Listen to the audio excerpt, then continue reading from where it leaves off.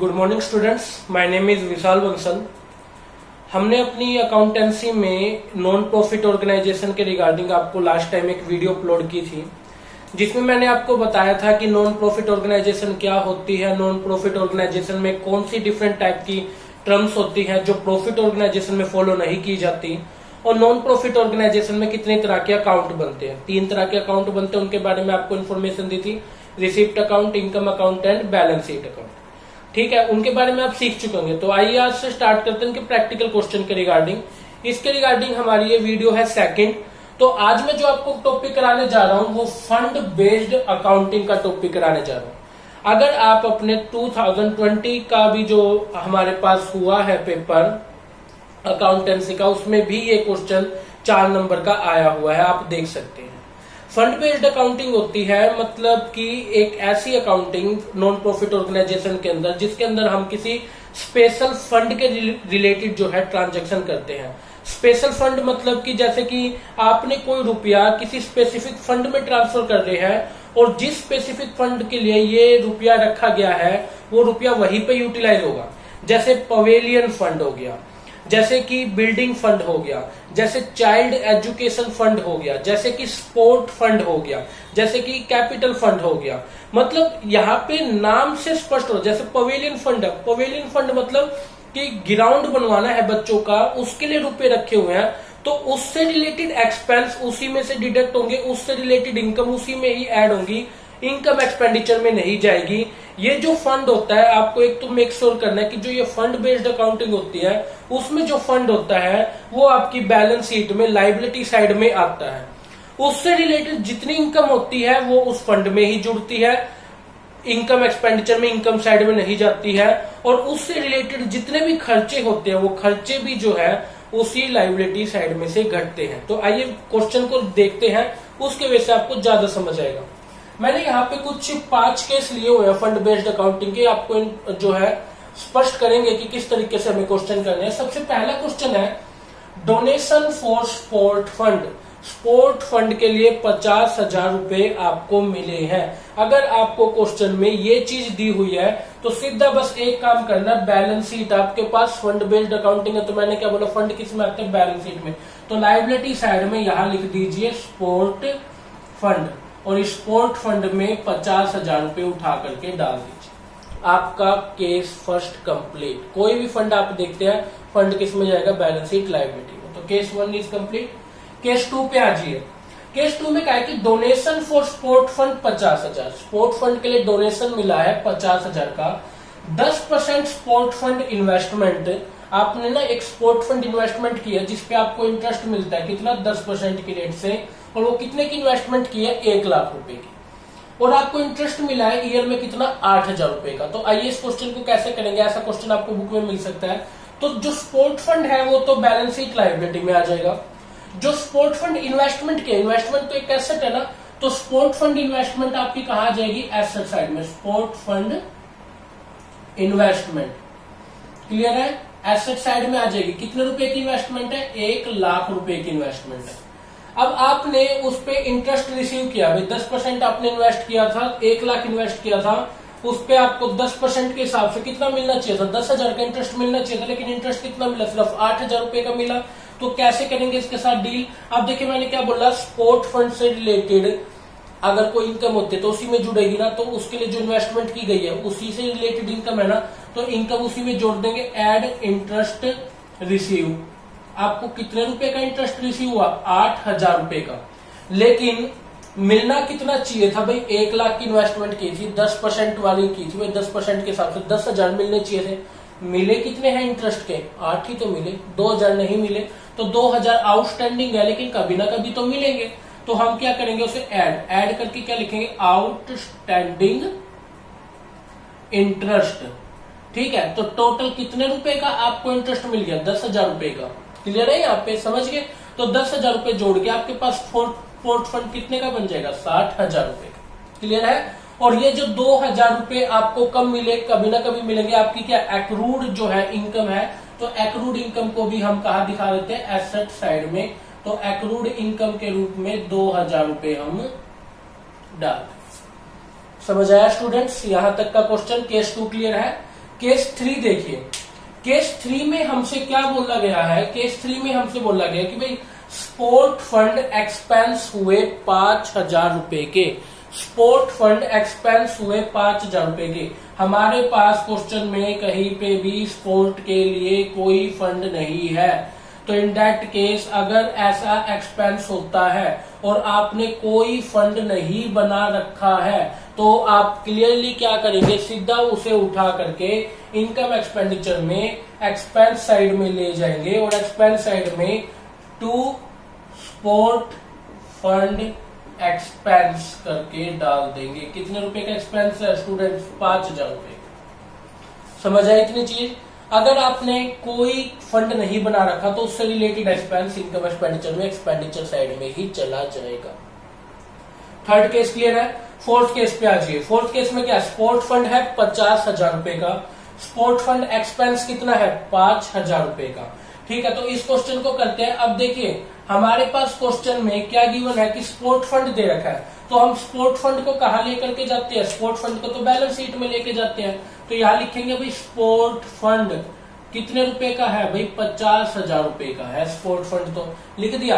Sport fund expense, अब मैंने क्या बोला, अगर किसी के लिए फंड बना रखा है तो एक्सपेंस उसी में से ही घटता है। एक्सपेंस कितना 5,000 रुपए का, तो एक्सपेंस इसी में से ही घटा दीजिए। स्पोर्ट फंड एक्सपेंस कितने रुपए का, 5,000 रुपए का। आपके पास कितना बच गया, ये 45,000 रुपए का। और कह रहे भाई डोनेशन मिला है स्पोर्ट फंड के लिए 10,000 रुपए का और रुपया मिला है, तो इससे होने वाली इनकम भी क्या होगी, इसी में ही जुड़ जाएगी। तो 10,000 रुपए का इसमें आप क्या करेंगे, ऐड कर देंगे। किस पर्पज पे, कि भाई स्पोर्ट फंड डोनेशन आ गया जी आपके पास में, इसी में ही ऐड हो जाएगा। तो टोटल ये कितना हो गया आपके पास, 55,000 रुपए। इनकम एक्सपेंडिचर में कुछ नहीं लेके जाएंगे आप। समझ गए इस चीज को? क्लियर है ये वाला केस आपको? केस फोर्थ आपका क्लियर हो गया। केस फिफ्थ पे आ जाइए। केस फिफ्थ में देखिए क्वेश्चन में कह रहा है कि भाई स्पोर्ट फंड है आपके पास 50,000 रुपए का, स्पोर्ट फंड है आपके पास 50,000। इस केस जो फिफ्थ है जो मैं आपको करा रहा हूं, इसको बड़े ध्यान से देखना। 2020 के सीबीएसई एग्जाम में ये वाला क्वेश्चन आपके सामने आया हुआ है, तो कैसे करोगे इसके साथ डील। क्वेश्चन में कह रहा है स्पोर्ट फंड है 50,000 का, आपको डोनेशन मिला है स्पोर्ट फंड के लिए 10,000 रुपए का, तो क्या करेंगे आप डोनेशन को ऐड कर लो, ऐड डोनेशन। डोनेशन आपको कितना मिला भाई, 10,000 रुपए का मिला। टोटल आपके पास कितना हो गया, स्पोर्ट फंड 60,000 रुपए का हुआ। फिर कह रहा भाई स्पोर्ट फंड पे आपको इंटरेस्ट रिसीव हुआ है, कितने रुपए का इंटरेस्ट रिसीव हुआ, 20,000। तो इंटरेस्ट जो रिसीव हुआ वो भी इसी से इनकम होगी, इसी में ही जोड़ लो 20,000 रुपए। एड इंटरेस्ट रिसीव, क्योंकि स्पोर्ट फंड पे इंटरेस्ट रिसीव हुआ है ना, तो कितना हो गया, 80,000 हो गया। यहां तक की बात क्लियर है। अब देखो आगे क्वेश्चन में क्या बोला, स्पोर्ट फंड एक्सपेंस हो गए 2 लाख। अब मैंने क्या बोला भाई, एक्सपेंस भी किस में से घटते हैं, फंड में से घटते हैं। एक्सपेंस किस में से घटते हैं, फंड में से घटते हैं। लेकिन फंड तो है 80,000 का, सारी इनकम जोड़ के। एक्सपेंस हो गया 2 लाख का। कैसे ट्रांजेक्शन करें, इसकी ट्रांजेक्शन को देखिए। इसके लिए आपको क्या करना पड़ेगा, आप लेस करें एक्सपेंस को।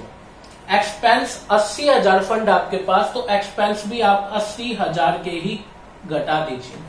आपके पास यहाँ पे लाइबिलिटी साइड में स्पोर्ट फंड 0 का रह जाएगा। समझिए इस चीज को। देखिए एक्सपेंस था 2 लाख का, लेकिन आपके पास 80,000 रुपए थे।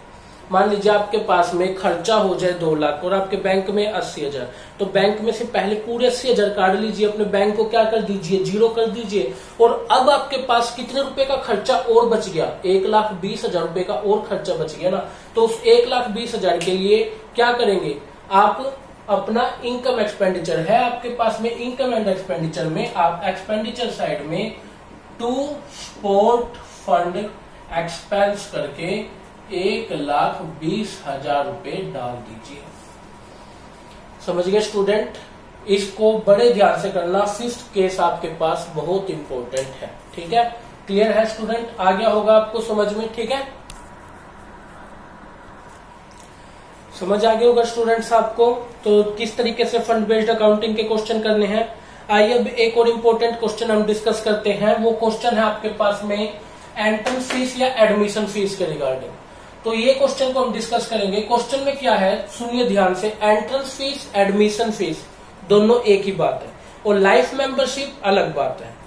लाइफ मेंबरशिप तो एग्जैक्टली कैपिटल नेचर की इनकम है, वो तो आपकी बैलेंस शीट में लायबिलिटी साइड में आएगी ही आएगी। लेकिन एंट्रेंस फीस या एडमिशन फीस को लेकर के बच्चों में डाउट रहता है, ये क्वेश्चन गलत होने के चांस कई बार हो जाते हैं। लेकिन मैं आपको बता दूं, एंट्रेंस फीस और एडमिशन फीस को हमें कुछ ना कह रखा हो तो रिवेन्यू नेचर की इनकम मानते हुए इनकम एक्सपेंडिचर में इनकम साइड में दिखाना है।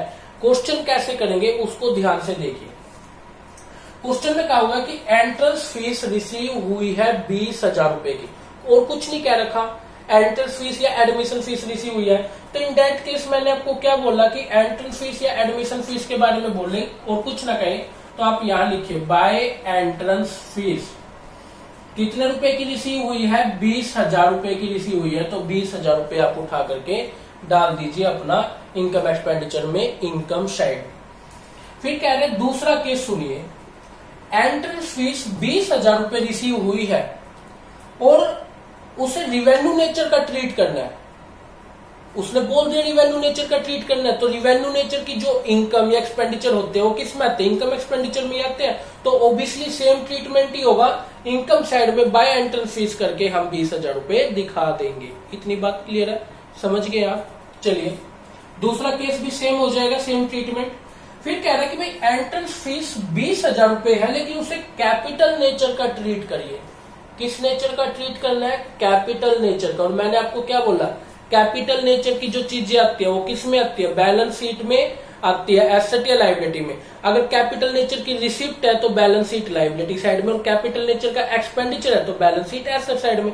तो तीसरे केस के अकॉर्डिंग जो एंट्रेंस फीस है वो यहां नहीं दिखाई जाएगी इनकम एक्सपेंडिचर में, वो कहा दिखाई जाएगी, लायबिलिटी साइड में। यहां पे हम लिखेंगे एंट्रेंस फीस कितने रुपए की एंट्रेंस फीस रिसीव हुई है, 20,000 रुपए की। तो 20,000 रुपए हम यहां दिखेंगे। किसी को कोई प्रॉब्लम यहां तक में कर लेंगे। आइए फोर्थ केस पे, 3 केस हमारे यहाँ क्लियर हो गए। फोर्थ केस में देखिए, एंट्रेंस फीस रिसीव हुई है 20,000 रुपए की। एंट्रेंस फीस रिसीव हुई है 20,000 रुपए की। उसमें से ये कह रहे हैं कि भाई 20% को तो ट्रीट कर लो रिवेन्यू नेचर का, 20% को ट्रीट कर लो रिवेन्यू नेचर का, और बचा हुआ ट्रीट करो कैपिटल नेचर का। तो 20% रिवेन्यू नेचर का ट्रीट करना है, तो आपको रिसीव कितना हुआ, 20,000 रिसीव हुआ है ना। तो 20,000 का 20% कितना होता है भाई साहब, 20,000 का 20% होता है 4,000 रुपया। तो 4,000 तो रिवेन्यू नेचर का ट्रीट करना है। तो 4,000 अगर रिवेन्यू नेचर का ट्रीट करना है तो इनकम एक्सपेंडिचर में बाय एंट्रेंस फीस करके 4,000 रुपए आ जाएंगे आपकी इनकम साइड में। क्लियर है इतना। और 20,000 में से 4,000 चला गया तो बचा कितना, 16,000 रुपया। कितना बचा, 16,000 रुपया। और 16,000 रुपया एंट्रेंस फीस का किस में आ जाएगा, बैलेंस शीट में लायबिलिटी साइड में। क्योंकि वो देखिए 20% तो रिवेन्यू नेचर, इसका मतलब 80% क्या मानना है, कैपिटल नेचर का। कैपिटल नेचर की चीज किस में आती है, बैलेंस शीट लायबिलिटी साइड में। तो यही चीज मैं आज आपको समझाना चाह रहा था, फंड बेस्ड अकाउंटिंग और एंट्रेंस फीस। एक क्वेश्चन जो है इनमें से जरूर बनने के चांस है 4 नंबर के लिए, सीबीएसई 12th के लिए। और आगे भी अगर आप एनपीओ को बड़े अच्छे से ध्यान से सीखना चाहते हैं तो इन वीडियोस को जरूर देखें। कोई भी आपको क्वेरी आती है, फोन नंबर मेरे यहाँ पे मेंशन है, आप फोन नंबर के थ्रू जो है मुझे कांटेक्ट कर सकते हैं, व्हाट्सएप कर सकते हैं, और मैं आपको एनपीओ के रिगार्डिंग प्रॉब्लम को सोल्यूशन कर सकता हूँ। ठीक है स्टूडेंट, थैंक यू।